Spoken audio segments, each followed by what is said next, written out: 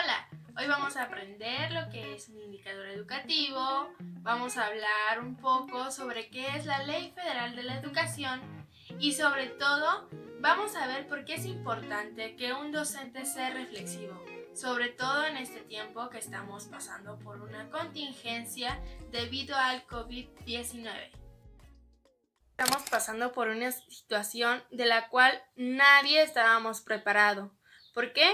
Porque se nos educa únicamente para poder recibir clases presenciales, no buscamos el método y sobre todo son cosas que uno como ser humano no tiene previsto que van a pasar.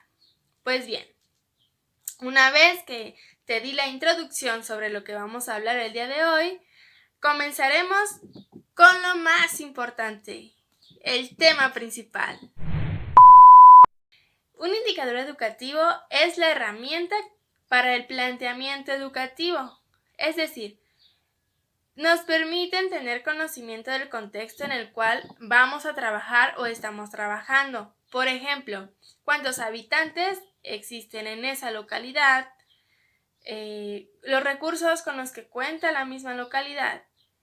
Y así, sin fin de datos que nos pueden facilitar el cómo podemos trabajar con este grupo.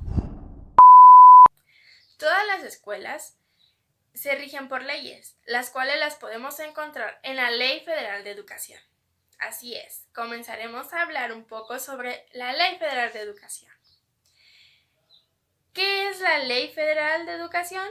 Es la manera en la que la escuela se clasifica, se organiza y se fundamenta para obtener el resultado deseado. Esta se basa en leyes, las cuales nosotros como docentes, directivos, debemos de seguir para poder obtener lo que se nos pide que los alumnos tengan dentro de la educación. La pregunta aquí es, ¿qué relación tienen los indicadores educativos con la Ley Federal de Educación? Pues bien, deben de tomarse en cuenta los artículos que la Ley Federal de Educación nos marcan al momento de impartir la clase en una institución. Pero para que esto se ejecute de una mejor manera, además de tomar en cuenta esos artículos, debemos de considerar los indicadores educativos sobre el lugar en el que estamos trabajando. Si estos dos puntos clave no se consideran al momento de planear y dar una clase, como consecuencia se obtendrá un aprendizaje no significativo en el alumno, ya que no se le están dando las herramientas necesarias que él mismo pueda utilizar en su vida diaria. Es importante que el docente y el personal de la institución sean reflexivos, ya que como nos dice Edgar Morin, lo que necesitan las personas en relación a la sociedad actual es que seamos seres reflexivos. Conocer todo tipo de acciones, eventos, interacciones, determinaciones y azares que conforman el mundo. Esto quiere decir entonces que se debe tener una opinión bien fundamentada, en este caso, un trabajo de calidad, relacionado a la actualidad y el contexto en el que se vive. Basándome en el grupo que estoy trabajando y considerando además los puntos clave mencionados ya anteriormente, indicadores educativos, Ley Federal de la Educación, así como un docente reflexivo, me di a la tarea de buscar propuestas para poder seguir trabajando con mis alumnos, es decir, para poder seguir dándoles clases. Encontré que la SEP propone trabajar mediante Google Classroom. No obstante, me encuentro con que mis alumnos no saben utilizar esta plataforma. Además, sus papás no les pueden ayudar en su mayoría. ¿Por qué? Porque tampoco saben utilizar esta plataforma. Además de que no todos mis alumnos cuentan con una computadora en casa y si se trata de no salir a las calles, no pueden trabajar entonces de esta manera. Por lo que recordé que en su mayoría tienen un celular y si no, sus papás sí se los pueden prestar. Así es de que opté por trabajar mediante WhatsApp. Pero, ¿cómo trabajar por WhatsApp? Como bien sabemos, el hecho de dejar tareas no indica que estamos dando clases, simplemente estamos dejando tareas y tareas incluso que los alumnos al realizar no comprenden o incluso no las realizan por la misma razón de que no las entienden, porque no hubo una explicación previa. Por lo que decidí grabarme explicando el tema del cual se trata la clase, para poder enviárselos y que lo puedan reproducir.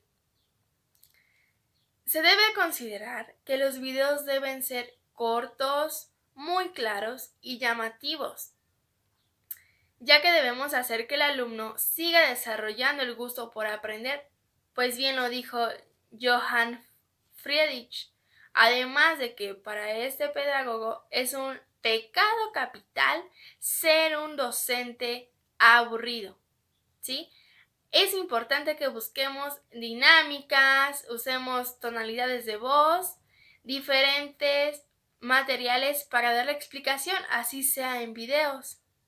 Una vez explicado el tema, les envío tareas relacionadas con el mismo que considero puedan realizar, implementando además como ejemplos o ejercicios sobre la problemática de la contingencia, para además de los contenidos académicos logren comprender por lo que estamos pasando y desarrollen su pensamiento crítico con base en la realidad, pues bien afirma Juan Jacobo Rousseau. Es importante formar un hombre nuevo para una nueva sociedad, considerando su teoría naturista, es decir, respetando la edad o la etapa en la que los alumnos estén, enseñarles cómo debemos actuar a la realidad o en la actualidad. En este caso, una vez que ya se les explicó el tema, que ya se les dejó tarea, también importante hablarles sobre la contingencia que estamos pasando, ya que si no se les habla de esto y en casa no sabemos si sí se les menciona la problemática, puede ser que el niño piense que está de vacaciones o simplemente formar su propia idea del por qué no está yendo a clases y por qué no puede salir. Por eso es importante que, considerando la edad en la que están, la etapa en la que están, se les enseña la importancia de investigar sobre lo que estamos viviendo en la actualidad.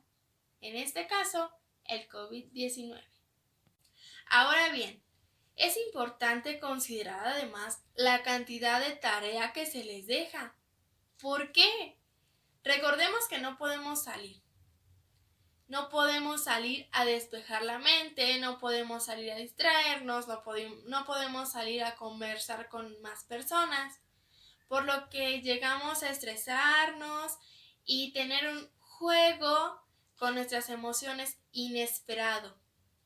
Es decir, en momentos estamos tristes, en momentos estamos felices, alegres, y en otros estamos enojados, todo nos estresa fácilmente. Ahora pensemos en un niño. ¿Cómo es que gasta su energía en casa? ¿Cómo logra controlar sus emociones? Entonces, considerar la cantidad de tareas que les dejamos a los niños es punto clave para que logren realizar con eficacia la tarea que les dejamos.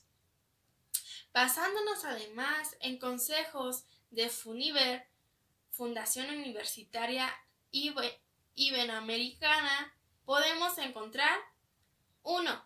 Eliminar los problemas de incompatibilidad de horarios. ¿Qué quiere decir? Que no importa la hora en que el alumno vea el video que les estoy mandando o que entregue la tarea. No importa si la entrega a las 10 de la mañana, a las 7 de la tarde, siempre y cuando la entregue el día acordado.